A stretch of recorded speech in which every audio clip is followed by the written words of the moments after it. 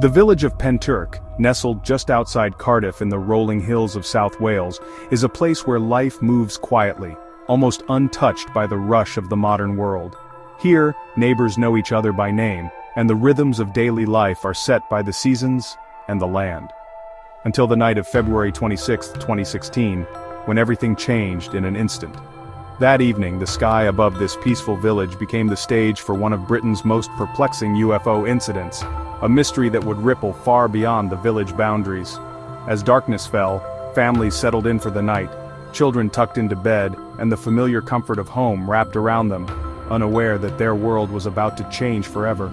At first, only a few noticed the strange lights, pulsing, shifting colors, and moving in ways no plane or star could. The lights hovered, darted, and seemed to defy explanation. Soon, more residents stepped outside, drawn by curiosity and concern, witnessing a spectacle that would haunt the village for years to come. Pentyrch's rural setting, with its open fields and clear, unobstructed skies, made the event impossible to ignore. There was nowhere for the phenomenon to hide. The lights grew brighter, their movements more erratic and unpredictable, drawing people outside in a mix of awe, fear, and disbelief. Some reached for cameras, others simply stared, transfixed. What began as a curious sighting quickly escalated into a night of chaos. Mysterious objects overhead, thunderous explosions echoing across the fields, and a sudden unmistakable military presence that left everyone on edge. The incident left physical marks on the land, scorched grass, broken branches, and even deeper ones on the community's sense of reality and safety. For hours, the village was at the center of something extraordinary, something the authorities would later try to explain away with official statements and technical jargon. But for those who saw it with their own eyes, the official story never matched the scale or strangeness of what happened that night. The questions lingered, and the sense of wonder and unease remained. That night, Pentyrch became a place forever marked by mystery, its quiet reputation forever changed by an encounter with the unknown. At the heart of the Pentyrch story is Caz Clarke, an ordinary resident whose life would be transformed in ways she never could have imagined. On a quiet night, Caz's world shifted forever. What began as a typical evening soon became the most extraordinary experience of her life. From her home, she witnessed a massive pyramid-shaped object of light hovering over the fields, silent, impossible, and so close it seemed almost within reach. The sheer scale and brightness of the craft left her awestruck and unsettled. Caz wasn't a UFO enthusiast or conspiracy theorist. She was simply a local resident, suddenly thrust into the unknown, forced to question everything she thought she knew. In the days leading up to the event, she'd noticed unusual military activity. Spotter planes circling overhead, helicopters passing low, as if anticipating something out of the ordinary. As she watched in disbelief, the craft released smaller orbs of light, each one moving with a strange, deliberate purpose, weaving silently through the night sky. At one point, Caz felt an uncanny sensation, the overwhelming feeling that the object was aware of her presence, almost as if it was scanning her, observing her thoughts. It was a chilling, deeply personal moment that would haunt her for years. Suddenly, her phone, like those of others nearby, went completely dead. No signal, no power, nothing. The blackout only heightened the sense that something powerful and inexplicable was at work in the fields that night. Refusing to let the experience fade into rumor, Caz became an investigator herself. She filed Freedom of Information requests, gathered witness statements, and demanded answers from authorities who seemed determined to stay silent. Her persistence and courage turned her from a mere witness into a passionate advocate, challenging the official narrative at every turn and inspiring others to speak out. Caz's story is a powerful reminder that sometimes it's ordinary people who must step forward and demand the truth, even when the odds are stacked against them. Her testimony, detailed and unwavering, continues to keep the Pentyrch mystery alive, sparking debate and curiosity far beyond her small village. In her relentless search for answers, Caz has become the voice of a village, and a symbol of the ongoing fight for transparency, truth, and accountability. The events of that night unfolded in a series of surreal, almost dreamlike stages, each more astonishing than the last. It began with a single red light hovering in the darkness, its glow strangely intense. Within moments, two more lights appeared, drifting into position until they formed a perfect triangle high above the fields. The formation descended in complete silence, moving with an eerie precision that mesmerized everyone watching, including Mike Henbury and his friends, who stood rooted to the spot, unable to look away.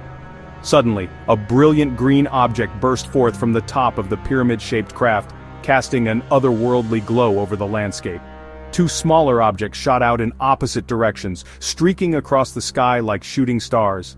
The main craft hovered just above the ground, so close that the witnesses could feel the air hum with energy, and the sheer size of it was enough to terrify those watching from below. From its base, arcs of colored lightning shot down, crackling and dancing across the fields, illuminating the countryside in a dazzling display of unknown technology and power. The spectacle was both beautiful and frightening, an overwhelming mix of wonder and fear, unlike anything seen before in this quiet rural place. Then, as suddenly as it had appeared, the craft's lights flickered and went out, plunging the field into darkness as the object vanished without a trace. No sound, no movement, just an uncanny stillness, as if the world itself was holding its breath. The witnesses were left in stunned silence, their hearts pounding, their minds racing to make sense of what they'd just experienced.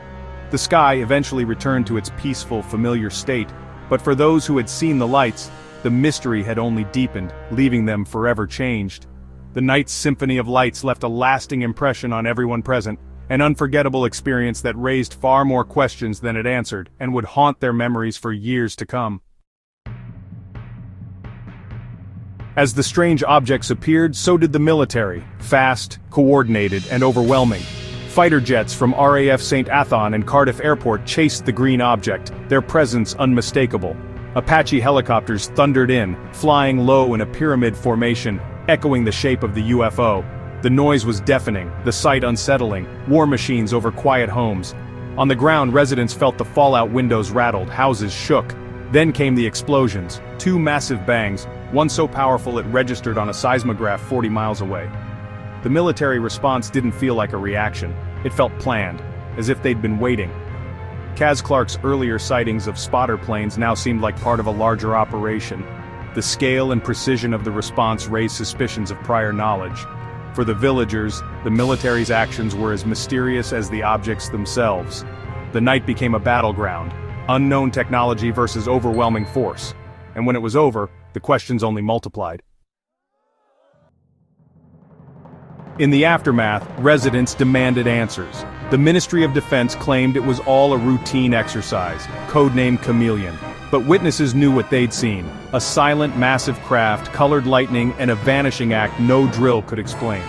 When Caz Clarke pressed for details, officials invoked national security, refusing to release information. The secrecy only fueled suspicions of a cover-up. The government's refusal to engage with the evidence deepened public distrust. If it was just a drill, why hide the details? The official story felt like a smokescreen, turning a local mystery into a national controversy. For many, the silence spoke louder than any explanation. When dawn broke, the chaos had left its mark. In Smilog Woods, massive trees were snapped mid-trunk, as if something huge had crashed through. Military cleanup crews, in plain clothes and unmarked vehicles, scoured the fields, collecting debris. Helicopters shuttled between the woods and RAF St. Athan, suggesting something significant was being removed. Major roads were closed, causing confusion and traffic jams. The physical evidence, damaged trees, secretive cleanups, and roadblocks, contradicted the official narrative. This was no simple exercise. Something real had happened. The scars on the land told a story the authorities wouldn't. For the villagers, the aftermath was proof that the mystery was more than just lights in the sky. Caz Clarke wasn't alone. Many in Pentyrch saw and felt the night's strangeness. Mike Henbury described the same triangular lights, the silent descent, and the sudden blackout. Others reported their phones failing, unable to call, text, or access the internet until the craft vanished.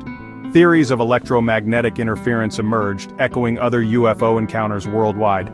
Witnesses spoke of awe, fear, and a sense of being watched. Some even felt the craft was intelligent. These weren't distant sightings, they were close, personal, and unforgettable. The consistency of accounts, from lights to military chase to explosions, gave the story weight. It wasn't just one person's tale, it was a shared experience that changed a community. The psychological impact lingered, with many struggling to process what they'd seen. Each voice added credibility, painting a picture too detailed to dismiss. The village became a patchwork of memories, each piece fitting into a larger, unsolved puzzle. The collective testimony remains one of the case's greatest strengths. Pentyrch's story is not just about UFOs, it's about a community forever changed.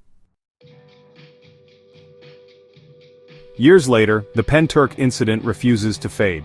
It's featured in documentaries, podcasts, and news stories, captivating audiences worldwide. Caz Clarke's relentless investigation keeps the case alive, inspiring others to question official narratives. Her appearances on podcasts and TV like Alien Corridors bring new attention and scrutiny. Each new report challenges the government's version and keeps the pressure on for transparency.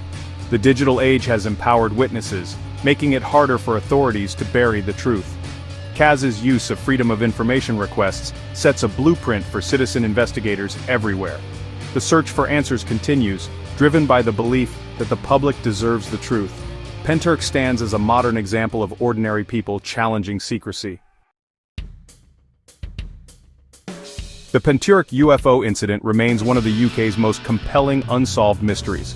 Multiple credible witnesses, physical evidence, and a wall of official secrecy have kept the case alive.